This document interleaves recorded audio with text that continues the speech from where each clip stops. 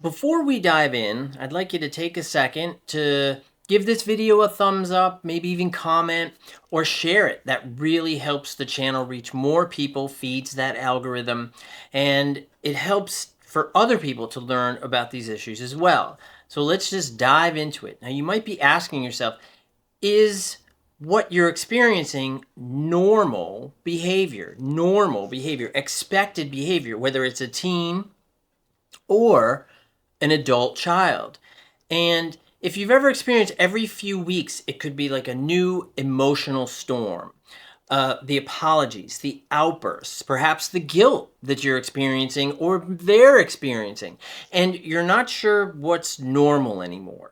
And today, what we're going to do is we're going to talk about how to tell the difference between typical child, whether it's again teenager or an adult, ups and downs, and the early patterns that can point to borderline personality disorder, BPD. Now, especially in 16 to 18 window, when patterns start to take hold. And you may remember, if you look back and say, yeah, I remember that this is when he or she started to exhibit these particular behaviors. Well, we're not going to diagnose your child, but we're going to help you understand them a little better. And that's where I think we can add to the influence that you can have over your child, as well as build a greater degree of understanding as to how they're doing and how you can interact with them. Well, let's talk about what emerging BPD really means and what it looks like. Now, BPD, borderline personality disorder, isn't about just bad behavior. It's about emotional patterns that repeat and start to define how someone sees themselves and the world. This becomes their pattern. And certainly in, teenage years, like all of us, we develop beliefs, behaviors, and patterns, and sometimes they're adaptive, which are great, adaptive is healthy, or they're maladaptive, which are harmful and destructive. And between 16 and 18, the brain and personality are still kind of getting it together. Now, if we're talking about an older adult child, what's happened is these pathways and these patterns have already sort of, hear the word sort of solidified. But that doesn't mean that they're there forever. So that's important to remember.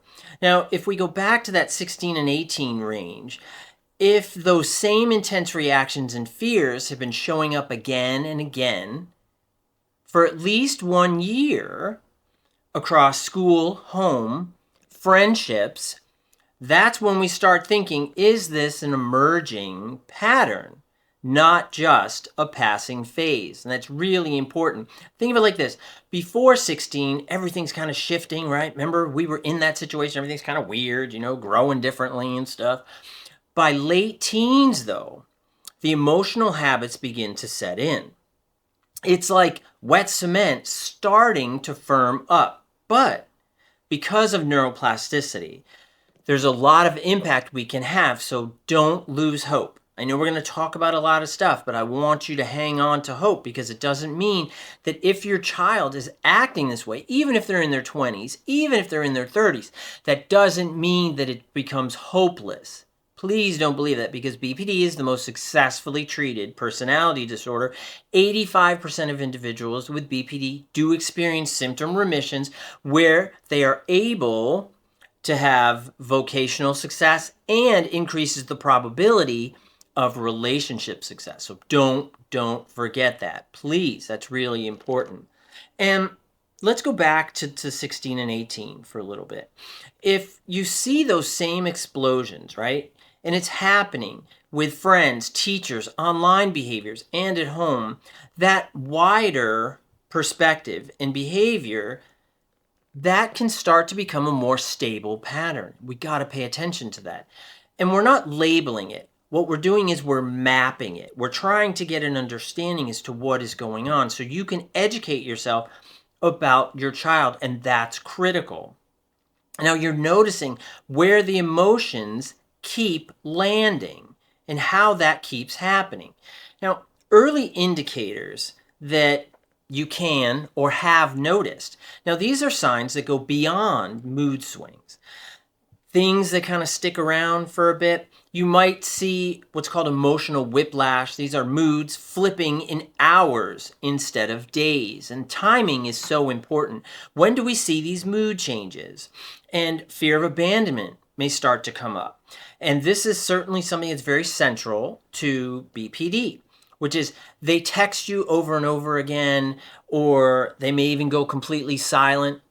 And they've convinced, or they seem convinced, that you just don't care. So they don't see the positive behavior because their perspective becomes distorted and they skew negative. And that becomes internalized to be part of that BPD and what I call family in the head. Now, family in the head is like a chorus, and all of us have family in the head. Individuals with personality disorders, typically that family in the head is largely negative, and it distorts the perception that the individual has about themselves, others, and the world around them. Let's take that emotional whiplash, for example. Because of the level of distortion, they misinterpret various stimuli, individuals' behaviors, intentions, expectations in the world around them. So they become overreactive. And then you may be sitting there, standing there, like, what is actually happening here? I don't know. Because if you don't have that distortion, it really seems out of place. It really doesn't seem to make any sense. And I see this so much with my clients. And what we try to do is we try to build that level of insight, and that's really, really important. Okay, we're going to talk a little bit more about insight a little later in this video, so hang on. But you're also going to see identity swings. Now, identity swings, what that means in 16 to 18 is very normal, but in the 20s, it's unusual. In the 30s, it's unusual. It's not expected. It's like, what's going on here, right? Identity swings, which is one day they may appear confident, but the next they feel like they're worthless. They may even have what's called an unstable self-image. That unstable self-image is that they seem to change their opinions about who they are, what they want, their interests, their goals, their desires. And as they change it, they may become hyper-focused on something initially, but that quickly dissipates. Because individuals with BPD often, they'll lose interest. It's almost like this sense of boredom comes in there, but it's not like they're being snooty or snotty, but they're not. Because what's happening is that BPD, BPD, family in the head, tells them, don't do this. This is a terrible thing. This doesn't make any sense. This doesn't fit with who you are. I mean, forget it. You should go do something else. And then it drags them into something else. Now, another component would be about deep emotions. And this is where the individual feels like nothing is satisfying for long, which goes back to our unstable self-image, even if the times are good. So there's like a blunting of various experiences that they have. Now, the key isn't to how dramatic it is. It's how durable it is. Remember, how long is it lasting? Not the intensity, because the intensity can be quite high. Does it keep showing up? That's what I want you to think. Is this something that keeps showing up? Does it look familiar each time? What's the pattern? And you have to look beyond the obvious, right? When you look at a sandwich, you don't just look at the pieces of bread. You look at what's inside. That's what I want you to do when you're looking at your child. And if you're trying to determine if this is a maladaptive belief, behaviors, and patterns that seems to relate to borderline personality disorder. So what's on the inside? What's between the two pieces of bread? That's where we have to look. And when you see it this way, you stop treating it like rebellion and start recognizing it as pain. And pain can be understood and treated. And that becomes a big issue because borderline personality disorder is the most misunderstood disorder of all the mental health conditions. It has been rated and identified as the most misunderstood disorder. And this has been for decades.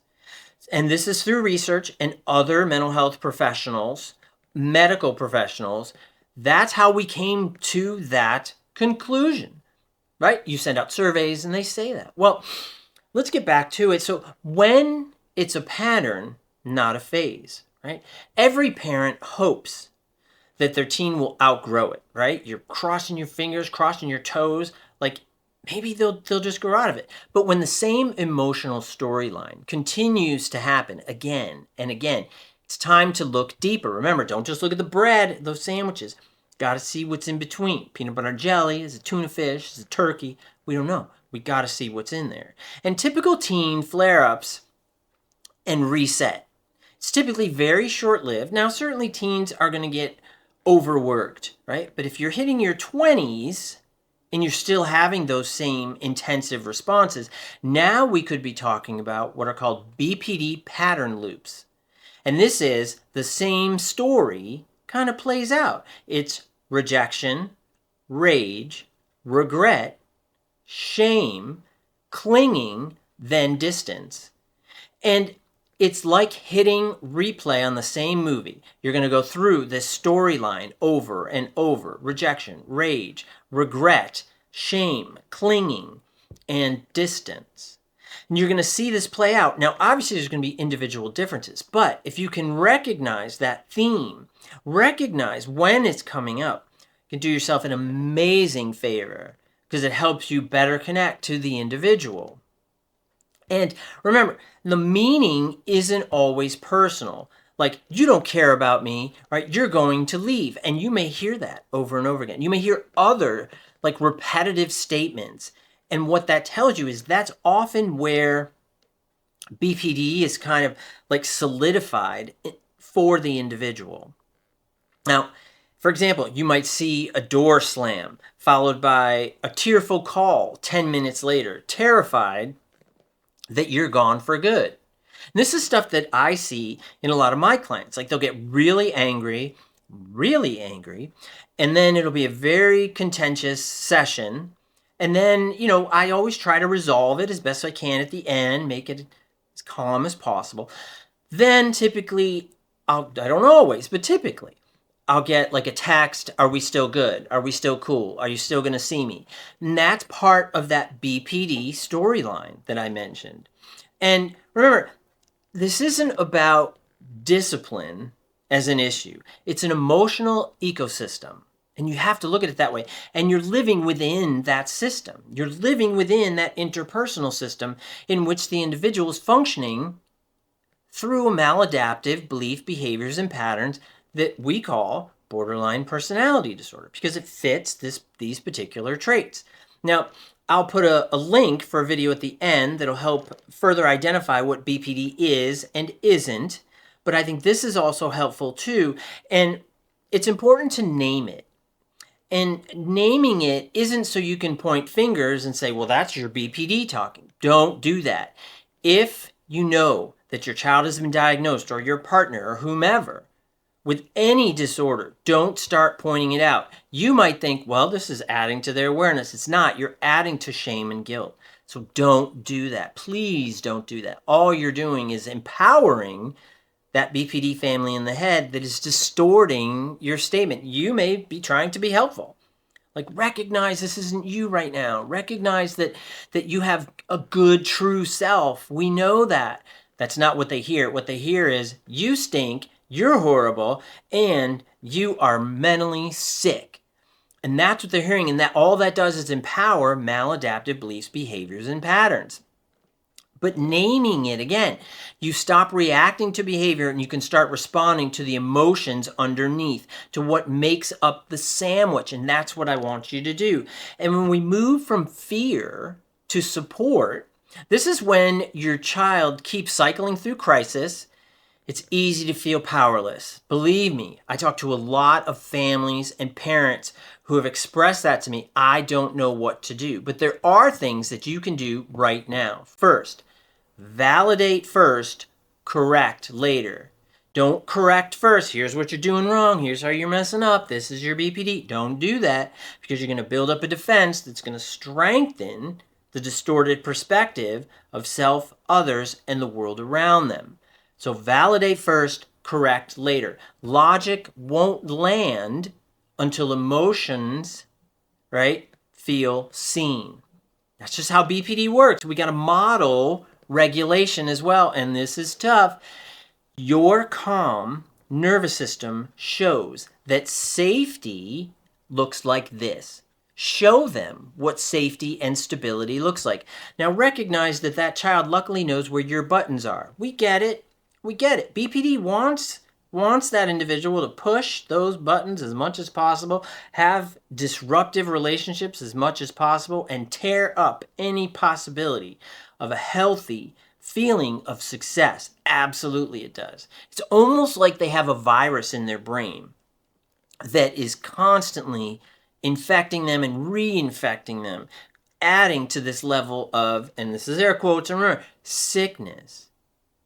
And we have to look at that. But this is something that we can work on. I want you to build structure, not punishment. Predictably help them feel attached to you. And you can find help. There are clinicians who understand trauma and personality development, and they can teach both you and your child the skills to regulate. It's hard. This is hard work. I admire all of my clients who work with me because this is hard work. It's hard to look at yourself. It's hard to look at yourself genuinely when you're used to a distorted perception of self, others, and the world around you. But I'm telling you, boy, the people that I work with, they are so courageous and they are so strong to do this. I'm telling you, it is so hard. And if you're watching this video, I'm going to guess that you've been on the receiving end of this, that you recognize what it feels like. And believe me, I get it. I get it. I empathize with you as well.